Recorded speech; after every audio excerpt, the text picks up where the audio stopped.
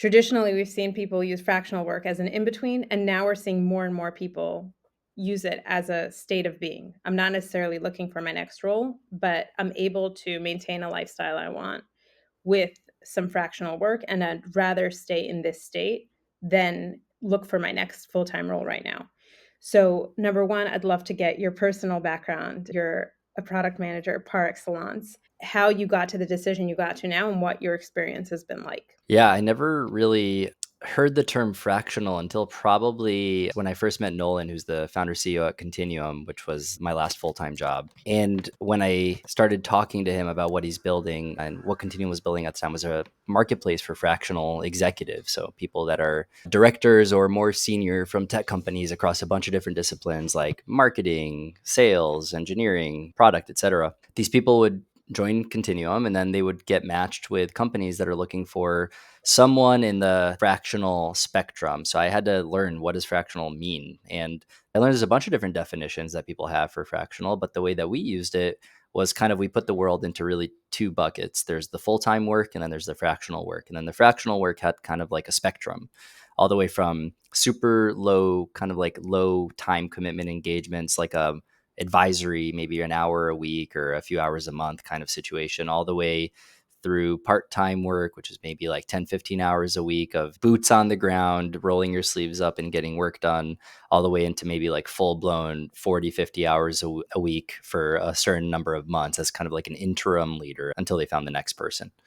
And so I ended up meeting a bunch of these executives doing user research and just trying to figure out how we could better serve them and solve their problems.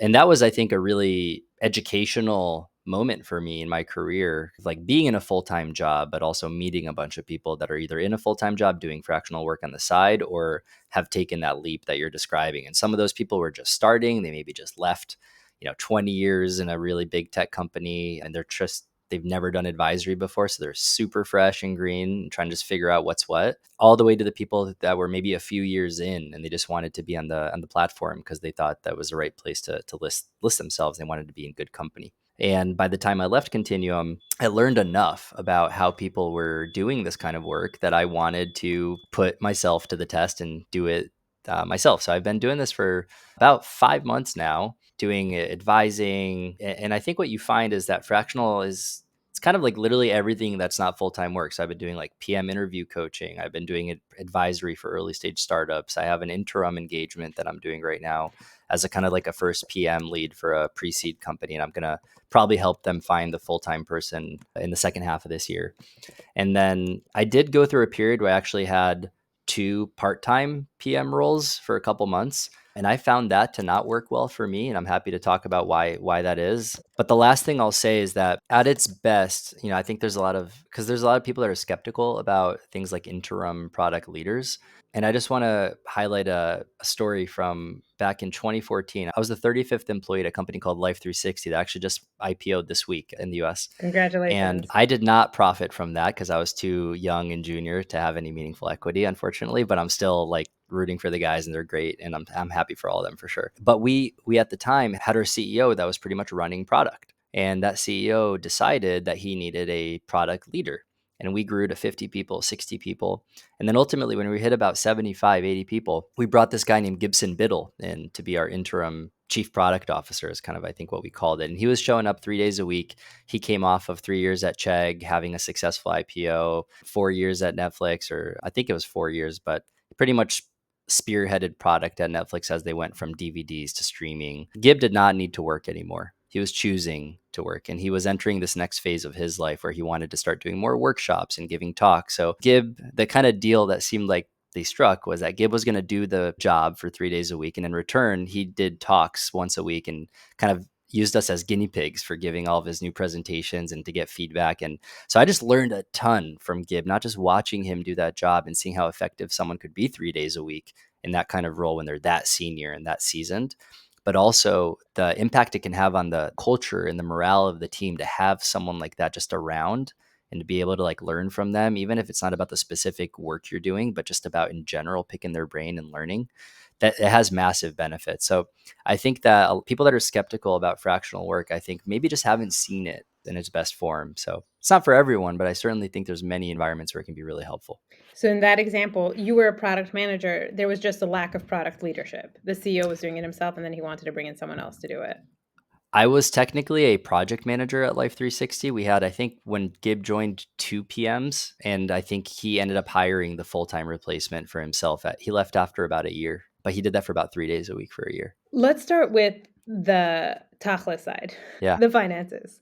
So if someone is in a full-time job, anywhere from senior to head of product role in a small to mid-sized company, is fractional work something realistically they can sustain themselves with? The 40 to 50 hour model that you presented, is that realistic, or is that sometimes you can rely on it, or you can realistically build up a book of clients that sustain it to that point where you can really choose a lifestyle that's full-time or part-time consulting? Yeah, I mean, I think that the highest paid fractional executives on the Continuum platform, I mean, we placed an interim C-level person that sure was work. It was an interim engagement. They were working really hard, but I think their contract was something like 55K a month. So that was a massive, they can certainly sustain their life with those kind of contracts and take multiple months off a year if they choose to. Also, these people tend to come from, like, they've been saving for a while. So there's less of like a I need to make ends meet kind of mentality with people doing this kind of work. There's more like a I've earned the right to kind of do what I want for a while, and this is the way I want to work. We also had people doing advisory engagements that were charging $1,000 an hour. So if you can do 10 hours a month of advisory calls, you're bringing in 10K. And I think for a lot of people who've been saving for a while, that's enough to cover most of their like basic expenses. I do think that you could pay your bills these ways. And then again, going back to my point earlier, is my approach into fractional is to not put all my eggs in any single basket. So I have advisory engagements, I have an interim engagement, and then I have my course I just launched at Maven for PM coaching. And I also do one-on-one coaching for PMs that are interviewing at places like Meta. So I'm not concentrated in any single one thing.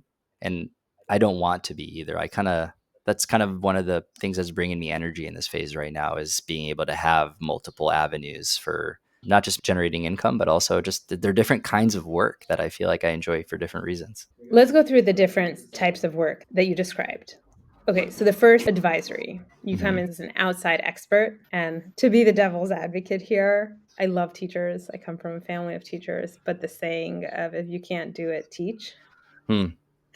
How do you describe that role, and how does someone in that role find themselves effective in delivering actual value? What kind of company does it need to be? What kind of structure do they have in place? And how does value delivered versus you just wasted our money come into play? Yeah, the way I describe the advisorships that are set up for success are when you have people that are on the ground in the seat, able to do the work, and they just need help figuring out where to spend their time and their energy. Maybe they think that they're doing it the right way, but there's a doubt. They're like, could I be doing it better? I've never done this before. I'm a new territory. Like, for example, I'm about to kick off an advisory engagement with a company for a few hours a month, and it's a seed stage company, and they have a person who's by background a marketing person who has been tasked with running product. And I don't think they need a full-time product person right now. And they had a product person that is leaving to start their own company as part of their extended founding team. So now there's a gap. And this marketing person is extremely sharp. She's super smart, very capable, and she's been around a lot of product development processes in her career. But this is her first time running product, and she's working really closely with the CEO, and they have a great dynamic, both awesome women. And the CEO's background is, I think, more in like the domain that they're building in. So she's also probably, and she's got all the CEO stuff to do, getting this company off the ground. They've got an engineering team overseas. They've got a couple fractional designers, and they have a big launch coming up at the end of the year. And they just need to make sure that everything's going to like be TikTok ready to go from a user experience perspective when they get there. And they're worried about getting it right. So the value that I'm going to be bringing is I'm going to be that sounding board for that marketing person who's running product and helping her make all of the decisions. And if the takeaway from our sessions is, hey, like, I actually think you're doing all the right things, you're talking to all the right people, doesn't seem to be like a lot of room for improvement here, I would just say, like, keep doing what you're doing and let's talk like next week and see like if there's another issue I can help with. If that's the outcome, I think that's actually going to be pretty valuable, because it's kind of like having someone like sanity check that you're doing all the basic things right. But if there's something that seems like a low hanging fruit or something really obvious that I'm seeing that maybe she can't see because she doesn't have that experience, then I can be there to point those things out and at least make her aware of them. And if upon being aware of them, she wants to like pick my brain on what I would do specifically and take action. I'm there to give that advice. But that's the key difference for me between an advisor and someone who's maybe more like a fractional leader in the seat. The fractional leader in the seat actually is expected to do that work too. There was one company I was at that actually hired essentially what you're describing now, an advisor, and we would meet once a month. Amar Kendall, he was so helpful. I brought in a prioritization framework and I talked him through it, and he just gave me like 2-3 pointers that improved it so much. We were talking about initiatives, which initiatives to focus on. I just felt like that 1 hour week, and he was also accessible in between that time, the month. I just felt it helped me directionally a lot. The blocks in the business were a bit too strong, even with his power combined, but that was a huge help for me. I felt like the company was also investing in me. The other benefit that I felt, and tell me if you have this engagement as well, is if I wanted to get a message through to the CEO, or I think something's important, me pushing it alone is not the same as having this expert externally saying, hey, I've looked at the data, I spoke to this person, I also spoke to the CTO, I've It's seen the probably numbers. true. Yeah, that's probably true. Although they seem super aligned, the two of them have been working together. This marketing person is also fractional, by the way. So she's like a fractional Mm. CMO, and she's kind of spearheading product. But they've been working together for over a year now, and we had the kickoff call, all three of us together, like the CEO and the marketing person and me. And so I don't anticipate there being kind of like things that they're at odds about that my input's going to like be the tiebreaker. Mm. But I do think that their existing conversations will probably become a little bit more informed or a little bit higher level if my perspective ends up being useful. Like they can be like, oh, and Ben said this. Also, like, as someone who's not embedded in the company, you're coming with more, I feel like, industry expertise. Like, I've seen, and the more these types of clients you pick up, you say, I've seen 3 companies do this and it's been successful, or I've seen company after company try this and not be successful. So you're bringing that to the table as well. Yeah, I mean, at the end of the day, like when you really think from first principles, like why is experience helpful? Yeah. Right? Why does someone that has, 15 years of experience doing something, why are they more valuable to a company than someone who's got 2 years of experience doing that thing? Right. And there's probably not a definitive answer, but in my view, I think a large part of it is that they have seen patterns, they've seen things that emerge, they can recognize the current situation and figure out which kind of framework might apply to it, or which lessons from the past could be applied to the current moment. Like they can help you see around corners. So I think that's kind of the goal. And yeah, like I'm definitely not an industry, like a domain expert in what they're building. Like they know the space that they're building in way better than I do. But when it comes to like, hey, you've got this deadline, you've got these engineers over here who can do this stuff, and you've got these designers over here who can do this stuff, and then here are the people you're trying to serve, and then here's the biggest gap between like what you can do today and what you need to do to serve those people, and these are all the resources you have. So like, how do you literally decide what to invest in, and how do you make sure you execute really well against that? I'm just leaning into kind of a superpower of mine, which is execution, and trying to help like that's one of the areas that, I mean, I have a lot of areas of weakness for sure, and areas that I have gaps, but like I would say that consistently throughout my career, like execution rigor has been one of my strengths. We'll get into this in the third category that you brought up, but if execution is your strength as an advisor, you're really not tapping into that execution piece. You're not executing anything yourself. You're just working with people who are executing. However, I mean, yes, but okay, Okay. or yes, and I don't know about you, but when I'm around people who are better than I am at something and they're telling me how they are seeing the situation, I can't unsee it. So if I can see a way to execute better relative to the way Mm. they're executing and I express it, I'm pretty much like I'm showing them a gap, right? And if they choose to not act on that, that's their call. But there's no lack of motivation and capability and competence in this team. Like the reason I want to work with them is because I feel like if I give them good advice, they will do stuff with it. Also, they reached out to me. So like if someone comes to you and is like, hey, we really think we would benefit from your advice, and then you give them advice and they don't take action on it, you could like be like, hey, maybe I don't have the value to offer you that you thought I did. And that's totally cool. And like let's find you someone better. Right. But if they think I can be helpful and then I plug in and I think I can be helpful and then I give advice and they find the advice actionable and relevant and then they take action on it and good things happen, then that seems like it's like a win for everybody. It's like the grandparent relationship. You have all the benefits without the responsibilities. So Yeah, sure. I would say advisors don't have accountability the way that the people in the seat do, which is, in my opinion, actually one of the downsides of advising, is because I like that accountability. Mm. So I like having to think through things when my neck is on the line. Mm. However, what I've learned about myself over the years is sometimes when I am not connected to the company in a deep way, like I'm the product leader and it's my decision and I'm responsible for whether it goes wrong or right. And sometimes when I have that distance, I've been told I give really good feedback and I Interesting. give really good advice. And I think when I can look objectively at someone else's situation, dots connect that sometimes maybe don't connect for me when I'm in the seat. Your judgment is not as cloudy. Yeah, I mean, you're honestly, like, less worried about maybe your ego, maybe it's my ego doesn't get in the way.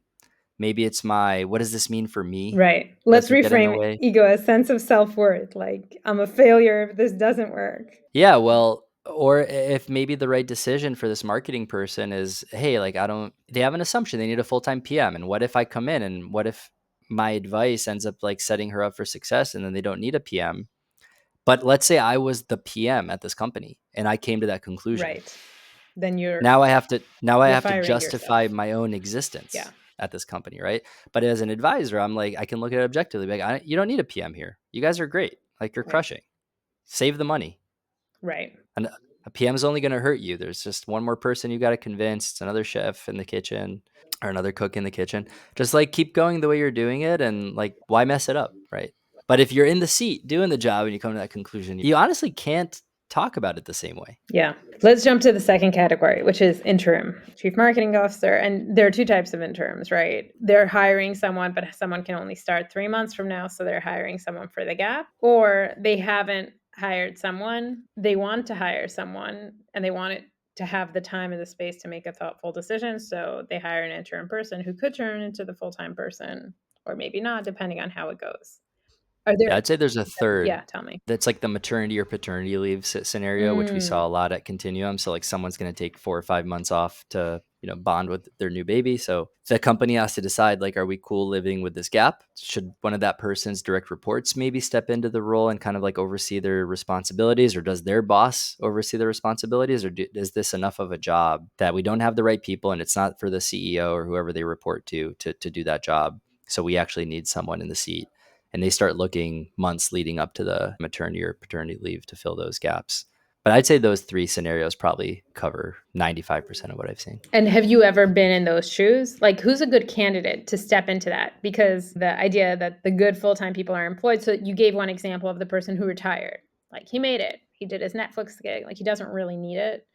Sort Hmm. of people who still want to be somewhat involved but have some free time. Are there other categories of people who would fit well into that role? Yeah, so I'm doing one right now until the middle of July, and I came Ben. into this. Yeah, I Goodness. came into this one through a mutual friend introduced me to the founder, and they had a product person on their initial kind of like founding team who ended up not being a good fit anymore, so they parted ways, and they brought me in initially to do kind of like a knowledge transfer from that person, so that whatever was happening in his head could still be available to the rest of the team. And it was a 5-week contract. And upon coming in and starting to do my knowledge transfer work, which is like really talking to people and asking a ton of questions and documenting stuff, I discovered that it's not a knowledge transfer that was needed. It was an actual, like, there's a bunch of questions that just didn't have answers. Like, there's a lot of open questions that people route me to this document, and that document is like 6 months out of date, and this other thing. And And are these so I told process this, things, or is this like we don't have an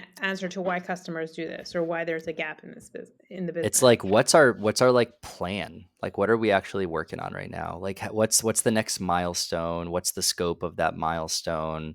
How does that scope relate to the next milestone after that? When are we going to talk to users? How are we going to talk to users and validate these things?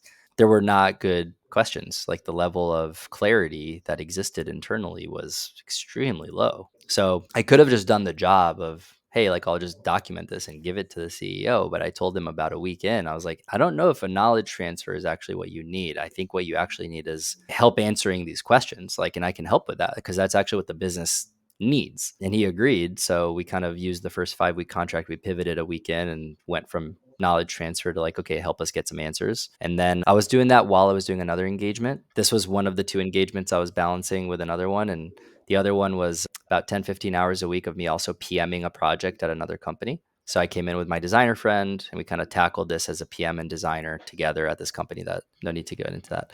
But anyways, I was balancing two different projects at once and two different companies, two different teams, two different cultures, two different everything, right? The And context switching? I found the context switching to be too expensive and heavy for me. I underestimated how just like not fun that would make things. Going back just to because Yeah. I wanna get into the 2 part-time jobs, but into the interim role, Yeah. you mentioned That turned something. into a 3 month, and that just to finish that, that Yeah, turned into a 3 month kind of like extension on top of that, which is going to take me to the middle of July. and then what happens in July? They hire someone else? Or do you already know you're not interested in continuing with the company past July? I'll How be does it go? talking to the CEO about that, I think, next week. And, I think I'm going to be in France for all of August visiting my wife's family with our daughter and just taking the month off, which is one of the benefits of fractional life, right?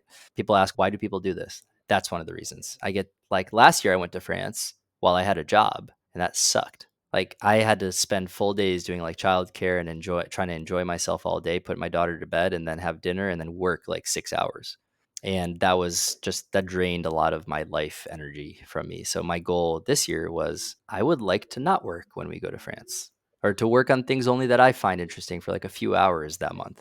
So that's one of the benefits. And so I'm pretty much, the conversation with that founder is what happens in September. And I think there's a few options. One option is we can keep doing something similar to what we're doing without, I mean, I like the flexibility of kind of having these end dates because again, like I said, it allows me to be more objective. I'm not committed to something that doesn't need to exist, right? The second option is that I can shift back into more of an advisory role, and maybe they don't backfill, so they don't need a PM because I've done a good job to get them the clarity they need. But the third option could be that I advise and help them find that full-time PM if they do think they still need a full-time PM. And then the fourth option is we just part ways, right? I brought a lot of value to the table. They're happy. I'm happy. It's been great. I have a few new clients lined up. They've got their own plans. And the beauty is that it can just organically go in any of these directions, and literally none of them are better or worse than the others. They're just what they should be. One thing you brought up is that originally you were brought in for a knowledge transfer. It was like I could just think of the CEO saying, like, we come in, we do this project, it needs to happen, and we're done. But like as you were talking, realistically, most CEOs are ADHD, and if they're not, just the roles make them ADHD because they have a million things to take care of on the outside with the fundraising and on the inside with the projects of the company. So realistically, there was no way he would actually or she would be reading the document you put together, the knowledge transfer. They probably would. I mean, this CEO is very hands-on. I think it's a he. He did care a lot about the results of what I found. And he did have very clear deliverables that we aligned on when we kind of like finalized the engagement before everything got signed. So I didn't have any doubts that he would pay attention. But you did see an opportunity once you did that to say, like, I've done the knowledge transfer, but here's the problem with just leaving it at that and leaving you here. We should build some sort of bridge. Yeah, well, if you're tasked with a knowledge transfer and then your assessment is, wow, this is all like excellent information. I've documented it now Mm. and everyone can access it. Awesome. Like what's next? If that's one path it could have gone. But if you're using your brain and you're talking to people and you're asking all your questions and you're a curious person and you just come to a moment where you're like, wait, hold on, we don't know the answer to this. This feels kind of like I was assuming we knew. Does someone else know? And then you're like, I don't think so. And then here's the document someone wrote about it. And you read the document and you're like, this doesn't make sense to me. Like, I don't understand what this means. Right. So if you kind of hit a point where you cannot understand the content and it's not like there's like huge gaps in your own ability to weave together what's happening, you can either fill in the gaps and just like quote unquote hallucinate it, right? Like one of these chat GPT models, or you can point out the gaps to the person who hired you and say, hey, like these are gaps. Yeah. Are you comfortable with these gaps? Do you want me to proceed with documenting them and just leave this big gap in the documentation of what I'm doing for you? Or would you actually like me to bring some of my skills to the table here and like help you fill these gaps? Yeah. I remember one CEO telling me he fired a PM because he couldn't understand a single ticket that he wrote. And he was like, if I can't understand it, how would the engineers understand it?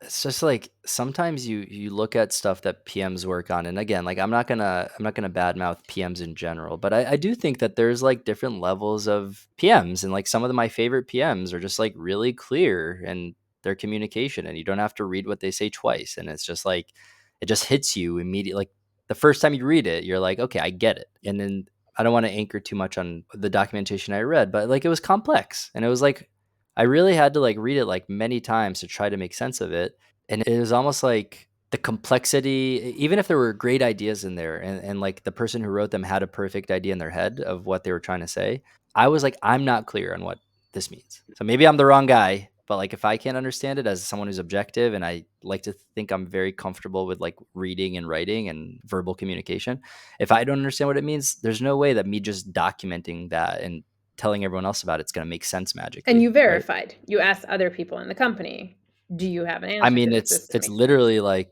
if you think going back to what I said earlier, when execution's a superpower of mine. So when I'm thinking like, okay, how does this company go from where it is right now to where it needs to be? And I understood the milestones by talking to the CEO before we finalized the engagement.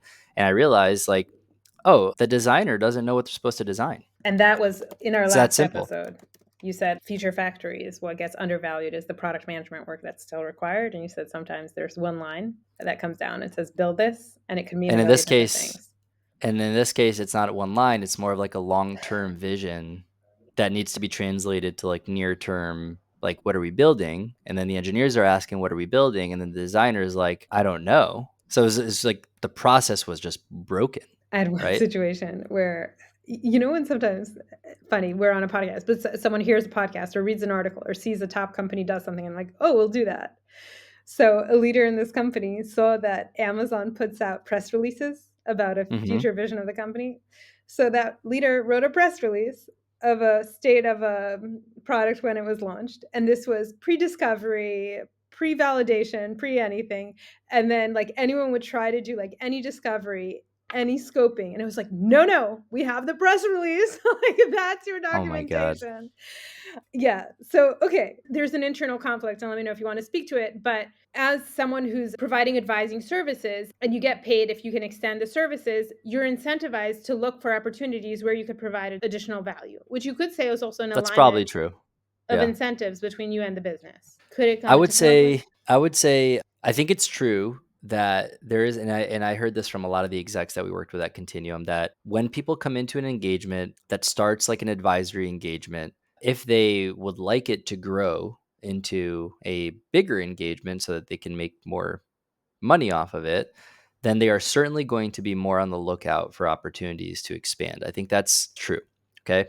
What I've also seen is people come in, they see stuff, they make their own assessment, and they're like, they need way more help than I can offer. Like Mm. I gotta tap out. Like they need 30 hours of my time, and we have like a 5 hours a week kind of agreement.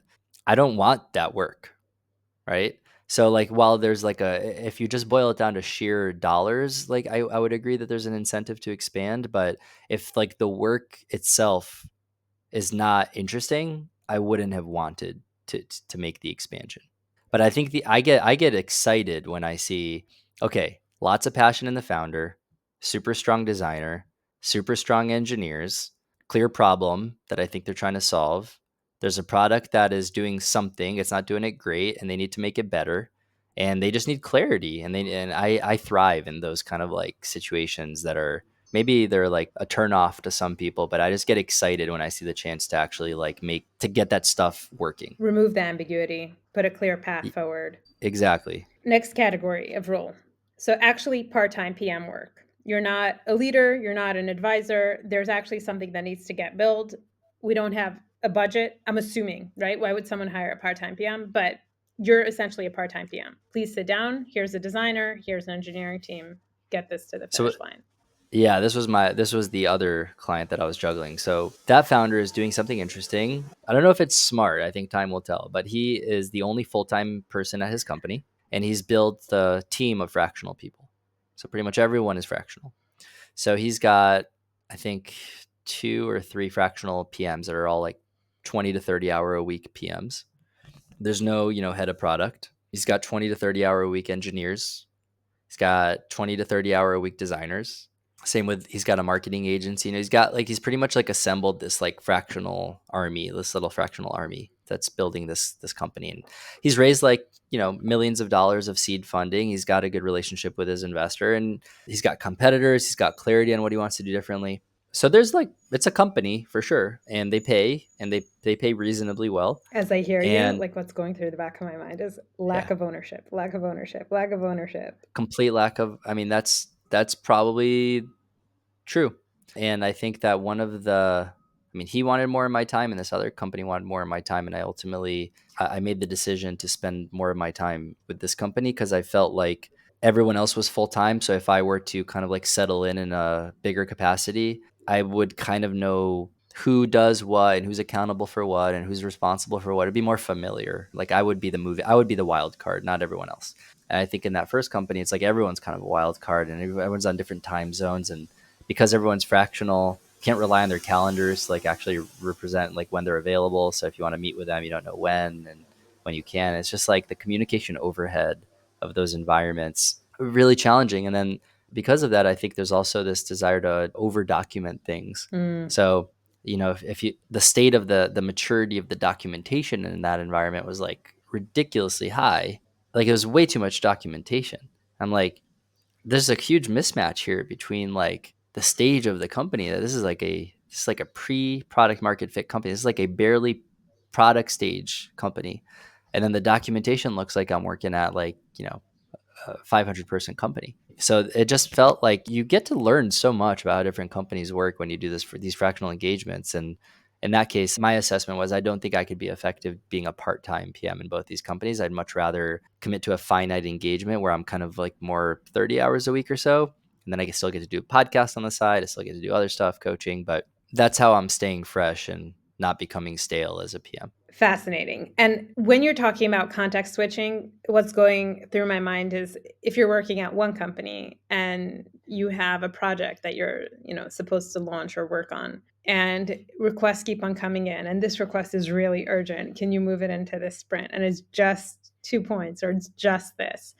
No one's talking about the context switching expense of like stopping to work on the core project or what you're working on to switch and then switch back. It's very high. I mean, I would open up my laptop and I'd have unread Slacks from both organizations, and I would have to go into one and figure out which ones I was going to answer and do all the same triage again in the other one. And then it just, it's hard. Like, you know, we're like tribal animals at the end of the day. Like we really can only have, I believe we can really only have one tribe at a time, Mm. like a primary tribe at least, or at least that's how my brain's wired. So for me, what it felt like is I had two tribes and I was struggling to keep the story. My brain was processing all the time. Like usually like I can disconnect a little bit at the end of the day and just kind of go to sleep and just feel like I know exactly what I'm going to do tomorrow. And when I was running two engagements, I felt like I would go to sleep at night and my brain would still be racing because I'm like, I'm definitely missing something. Like something's not clear because I'm only spending half my time with each of these companies.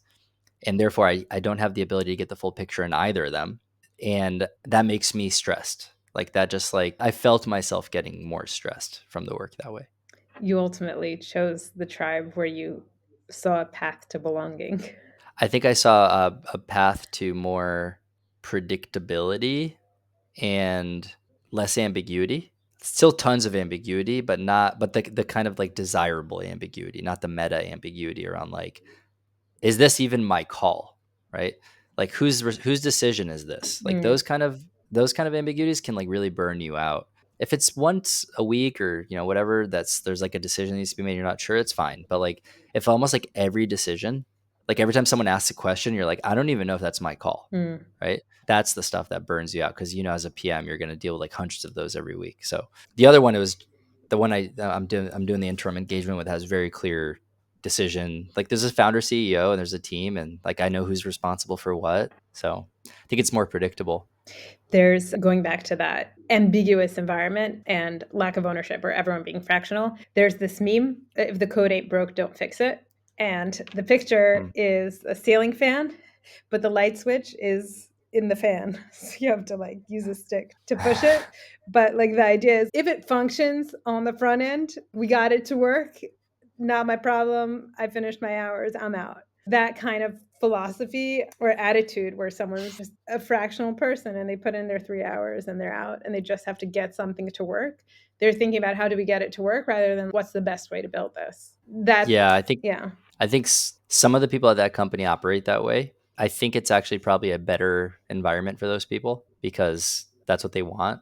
And then I think there's another kind of person that is in that company that wants to do things, quote unquote, the right way, or make sure that there's the pieces are all going to fit together in a way that makes sense holistically, and they think more like owners, right? Like they're like, if this was my company, yeah, would I be cool with things proceeding the way they're proceeding?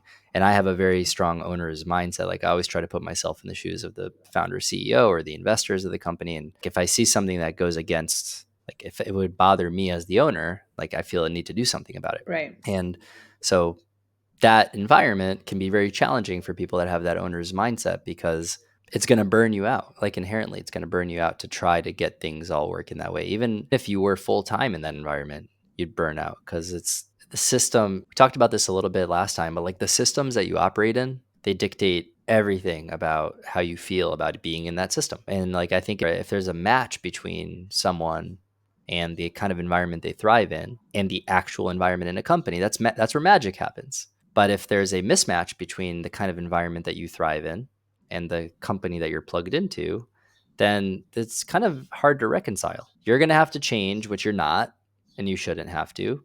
And then they're going to have to change, which they might, but it's going to be an uphill battle and take a long time to get there. So I think life is too short, in my view, to spend your time in these environments that are like a bad fit, which is going all the way back to like, why I'm enjoying this phase right now and why I'm doing what I'm doing is because like I've learned that I'm a catalyst and I'm an accelerant for clarity and like getting things moving in the right direction. And if I do that well, sometimes that takes 2 months, right?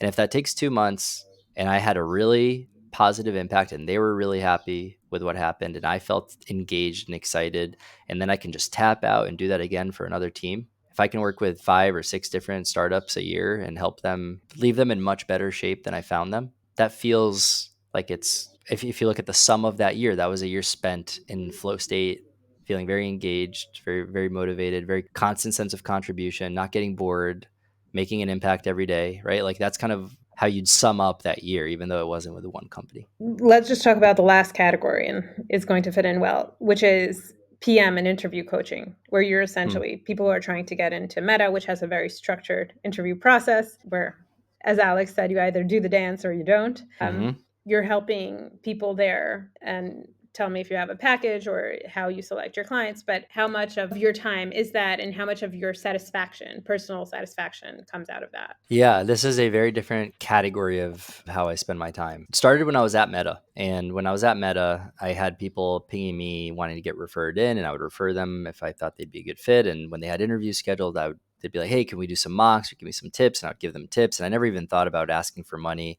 And actually, while working at Meta, I think it's against the rules of working at Meta to make money by coaching people. They say you could help people, but it's kind of frowned upon in general. It's definitely against the rules. Like I think you can get fired for it if for like making money off of coaching people on the interviews while you're there. But if you get a Um, referral in, then you get financial compensation from Meta for it, no? yes, there is a referral bonus, or at least there was at the time, but they're not supposed to help those people get the job, right? Okay. So anyway, so I did this stuff very informally. I didn't have any framework for it. I was just telling them, hey, look, here's what I did to prepare for the job. And then now that I got coached up and I'm interviewing people, I've done a couple interviews. Here's like the things I see people doing well. And here's the mistakes people do. And then fast forward the clock, I was at Meta for a little under 2 years and I did over 40, interviews with people. And I even trained up other people to do the interviews at Meta because that's part of your org contribution and your performance review at a place like that. And I ended up leaving and I joined Attentive. And as part of Attentive's interview process, they also had a product sense interview and an execution interview. And the feedback I got from my recruiting partner there was that I crushed both of those interviews and I got the lead PM job. And I was like, okay, interesting. So apparently the way Meta does stuff is not just the way Meta does stuff, but apparently a lot of other companies have followed the same kind of like rubric. And if there's a playbook that I used that worked at Meta, maybe it also works at these other places. So after I left Meta, I actually started coaching people still on the Meta interviews. And then at some point, was it almost a year ago at this point, If you remember, Meta did a bunch of layoffs, and there Hard to were forget. yeah, and there were people that were still there that were kind of being forced to either convert to a PM, like a product manager, or leave the company. So there was these Convert people from that what? kind of so in this example is a product marketing person that reached out to Mm, me. They were a director of product marketing, and this director of product marketing had an interesting opportunity. They're like, "Hey, you can convert to being a director of product management, or you could leave. And if you want to convert, you have to pass the loop, the PM loop." So he reached out to me because we worked together when I was there, and he was like, "Hey, like, would you be willing to help me prepare for these interviews?" And I ended up spending, I was like, sure. And we ended up spending, I don't know, like 5 or 6 hours together over the next few weeks. Like, and I just gave him a bunch of tips, and he ended up getting the job. And he's a director of product management now at Facebook. And he said he's convinced that he wouldn't have passed without my help. So after I how joined, he's did like, "Can he I thank thank you?" you? Yeah. So he's like, "How can I thank you for this?" And I was like, "If you want to plug me to the other people that might be in a similar boat, like, do it." So he ended up referring me to probably like 6 or 7 different people that were on his product marketing team that were trying to pass the PM loop. And I started by charging, like $100 a session. And then I found that I could raise it to 150, 200, 250, 300. People still paid, and people were still happy with the value they were getting. And I was like, so I was getting more reps, and I was doing it with more people, and I was making good side cash doing this. And I knew these people had the cash because they've been at Meta for like 5 or 6 years, and Right. like they were extremely motivated to get these jobs. So they were like super grateful for the help, and they didn't even care about paying me for it. So I was like, okay, this is interesting. I could make money doing this. And the people that are paying me are really happy to be paying me that money because they feel like I'm doing them like almost like a favor. Like they really appreciate it. So what I did is I ended up taking all the tips that I learned from both preparing for myself and coaching all these people, and there's a lot of like heuristics that just I started repeating over and over again, and people's like eyes light up. They're like, "Oh wow, like no one's ever explained it to me like that before." So I took all that stuff and I packaged it into a course that's now live on Maven. And my goal with that is to try to take a lot of what I've been doing one on one with people and to try to make it more accessible to people in a kind of cohort based setting. We'll see how it goes. It's an experiment, but I think that the value from the course is going to be really high for the people that are actually trying to prepare. And if they're like me, struggled to come up with like a framework and had to piece it together for myself, hopefully I could save them some time.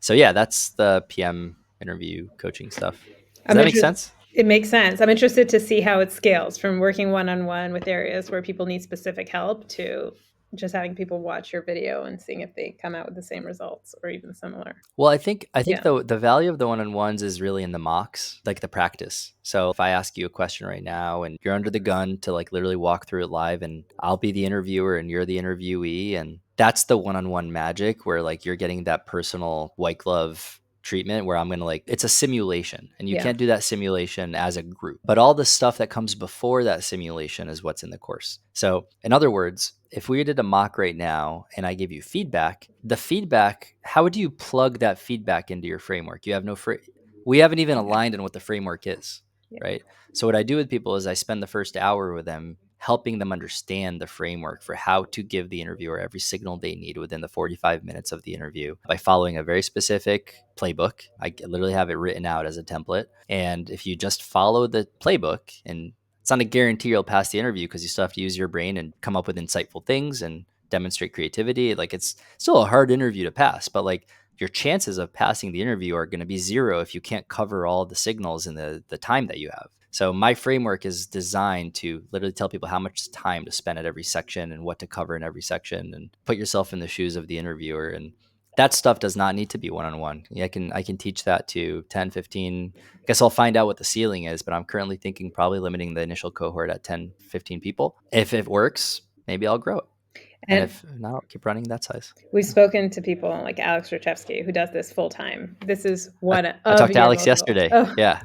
Yeah. he's awesome. So, why not full time? Uh, I just don't want to do it full time. Like I kind of like doing product work too. It's like I like advising. I like the context switching between giving someone advice and actually doing the job myself. Like we've covered, I don't like the context switching of having two different jobs I have to do myself as a PM, but I do like the context switching between like genuinely helping someone be better at what they do without having to do the work myself for them, and having the actual responsibility of being an interim PM. Like I want to always have an interim kind of engagement going because I think that's really enjoyable. It's also like good for paying the bills because there are more hours. But my fear is that I become rusty as a PM if I stop doing PM work. So I want to stay fresh. I want to have a reason to continue using that PM muscle. So, Ben, when I reconnect with you in a year, you're still going to be doing many different things. Honestly, talking to you now, I can't imagine you doing one thing.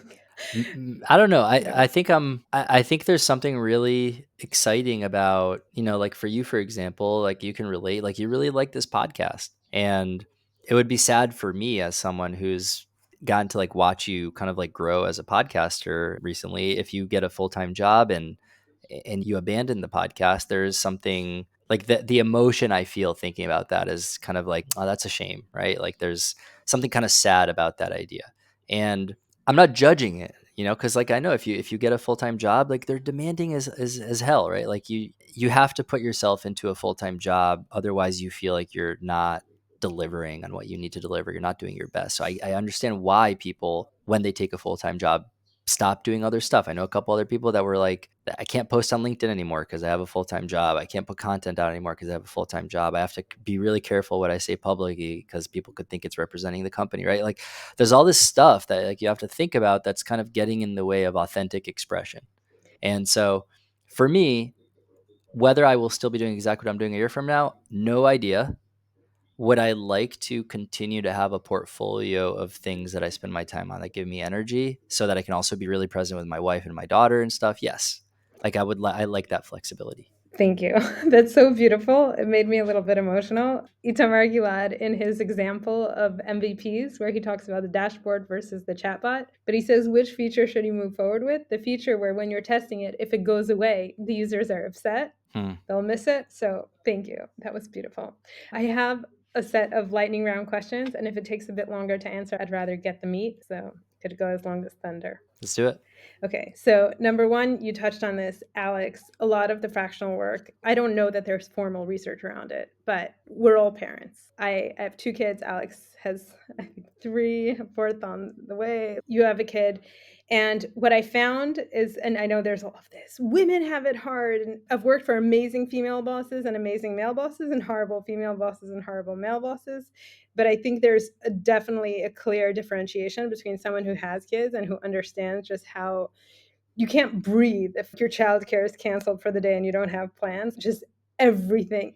You can't get anything done if your kid is around, even for half an hour. They will sit quietly. You don't know how much of that hostage taking situation and parental decision making should be tied into what kind of work you're going to be doing, because on the flip side is also a full-time job is the benefits, is the stability that you'll be able to put money away for your kids and put them through school, blah blah blah. Such a good question. I was laughing because before I had my daughter, I thought the hardest part was going to be the sleep. And we got really lucky with sleep. She's been sleeping through the night since like 3 months. She's almost a year and a half now. The part that I completely underestimated and maybe didn't even consider because no one talked to me about it was the degree to which unexpected childcare duties will just blow up your day. And like my daughter has been sent home from daycare more times than I can count because she had like a higher fever than they like. And we take her to the doctor and the doctor's like, she's got no fever. And I'm like, okay. So Where now do you she's, think she got the fever? yeah, so she's got a quote unquote fever. She can't go back to daycare for 24 hours. She came home at 1 p.m., which means she can't go to daycare the next day. So now we have 2 full work days blown up because we have to do childcare. And my wife and I both work from home, and it's unpredictable. You can't do anything with like one person has to take the kid, or you both have to share the kid responsibilities. And I'm sure you're nodding, you get it. So for me, for the first year, for the first year of my daughter's life, I had a full-time job. And when these blowups happened, it felt really bad. Like it felt like I was going to drop the balls. I felt like I was letting my team down. I felt like, it was really, really, really hard. Now that I am doing a lot of stuff that is, a little bit like I have a portfolio of things that happens. If my daughter needs to stay home from school for any reason, I just tell people, hey, I'm not going to be available today. And if that means I don't get paid for that day, that's fine. Like I just miss a day of pay and it's more transactional in that way. So it's like this, you know, the deal. Like, I just got to move our meeting. Like, we'll do it. I don't feel like I'm like a bad person. I don't feel like I'm like doing something bad. So it's actually really, I think, alleviated some of the stress at home when we around childcare for me to be in this situation. And then the last thing I'll say on that, because you mentioned it, I'm super grateful to my wife who has a full-time job and she has a good benefits package at a late stage startup. And, you know, our health insurance and stuff is tied to her job. So I have the luxury of not having to be the primary, you know, breadwinner in the household or the primary person who's got the more stable job in that sense. Like, we're pretty equal partners in life in general. And I think that this is a phase of life right now where I have a lot of respect and appreciation for her for, you know, doing what she's doing. And I think if she left her job and we had to also have, you know, pay for health insurance and stuff, maybe that causes me to reconsider what I'm doing with my time. And I'm also, there's financial realities in life. And I talked to someone when I was starting this journey, like probably 4 or 5 months ago, who had 2 kids, lived in California. He was about to come up at the end of his Cobra coverage because he was impacted by one of the layoffs at the big tech companies.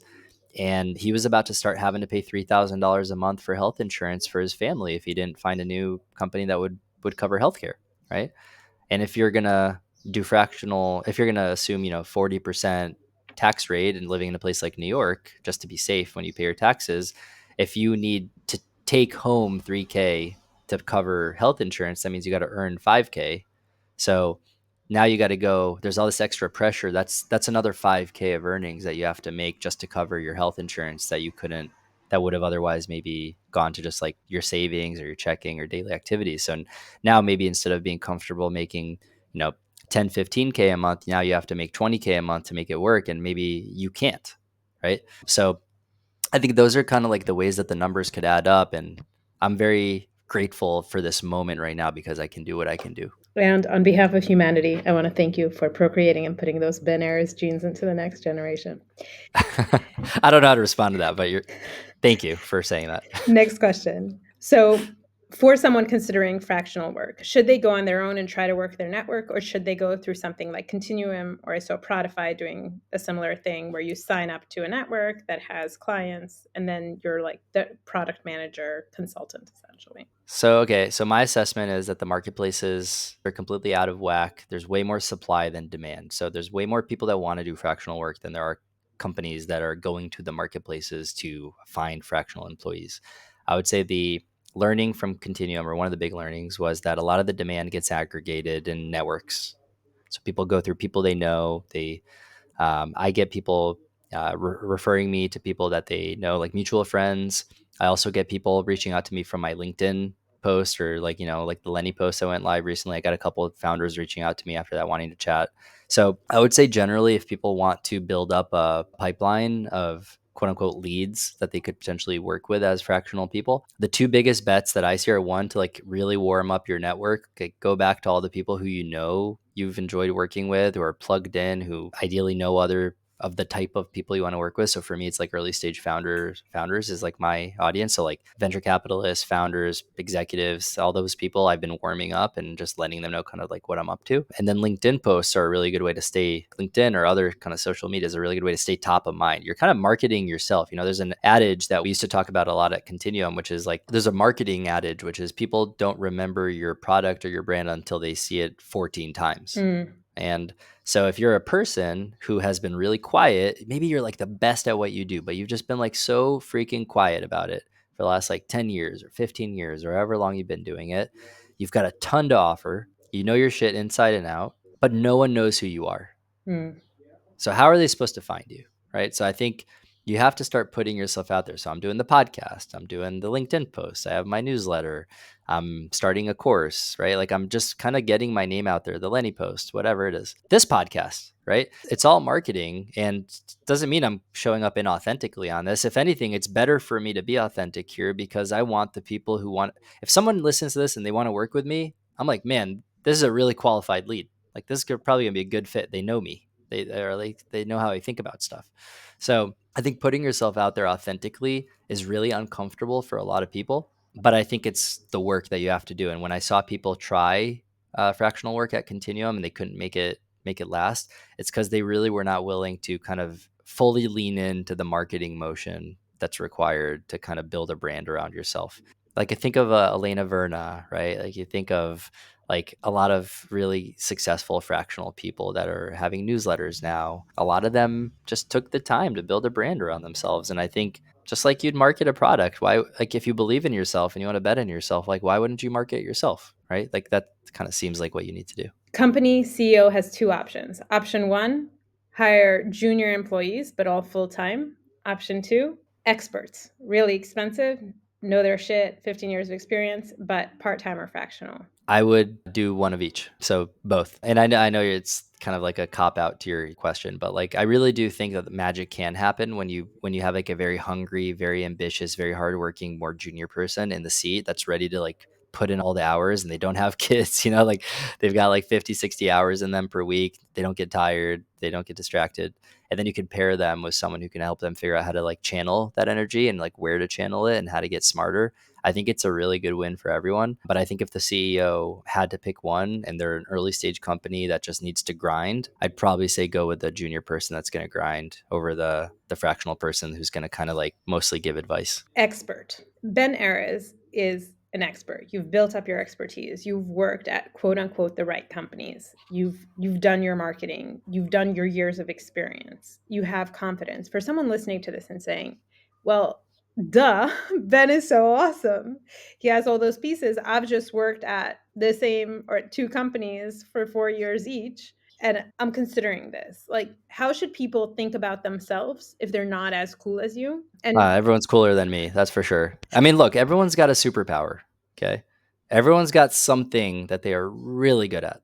Okay. Figuring out what that thing is, that thing that's kind of at that intersection of like what you're really good at and what you enjoy doing and what other people value, like figuring out what those are. And for me, it's required a lot of like reflection on the past and in times when I don't really care what other people value if I'm not interested in doing it. So for me, the kind of reflection is like, first, think back to the times in my career where I felt most excited, most engaged, like I'm contributing the most flow state, right? And try to like figure out if there's any commonalities, like what was going on? Like what was the scenario? What was the dynamic? Like why was that happening, right? And then figure out if I was like good at those things. Maybe sometimes I was excited about stuff that I actually wasn't that good at, and that's good to know in hindsight. Maybe it was fun, but I probably wasn't the right person to be leading that. But if there's something that was really fun and there's something that I think I was actually really good at objectively, like people gave me like good feedback, like the thing was successful, and then there's a kind of a little bit of a leap of faith that you got to make to that third thing, which is will people value that, right? And so for me, the big question was like, will people value my experience as an advisor? I guess we'll find out, right? Will people value my experience as someone who's going to come in and like help them get shit in order for 3 months? I guess we'll find out. Will people want to join my Maven class and learn more about how to interview as a PM at Meta? I'm going to find out, right? Like there's always like that leap of faith that you got to take at some point to find out if the market values what you have. And there's risk there. There's ways to mitigate that risk. For example, like with my coaching, my interview coaching, I did it for free for a lot of time. And guess what? People's time is really valuable. So if people want to spend time getting my advice on how to pass interviews, the question is not, is it valuable? The question is, will other people pay for it, or would those people have paid for it, right? So these little things you could test. With advising, I have a bunch of founder friends who want my advice on stuff. Have they paid me for it? No. But would other people who maybe don't know me pay me for it? Maybe. Let's find out, right?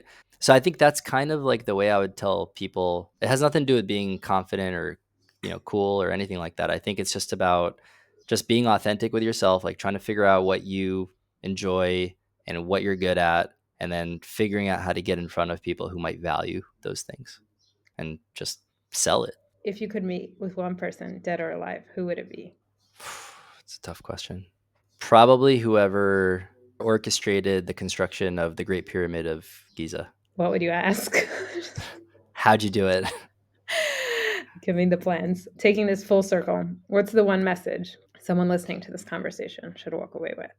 I would say that life is too short to be spending your time and energy on stuff that doesn't make you excited. And while I understand that not everyone has the luxury or the privilege of spending their time doing stuff that energizes them, if I think there's hundreds of thousands of people in tech that do have the ability to stop doing what they're doing and find stuff that's going to be more exciting and energizing to them.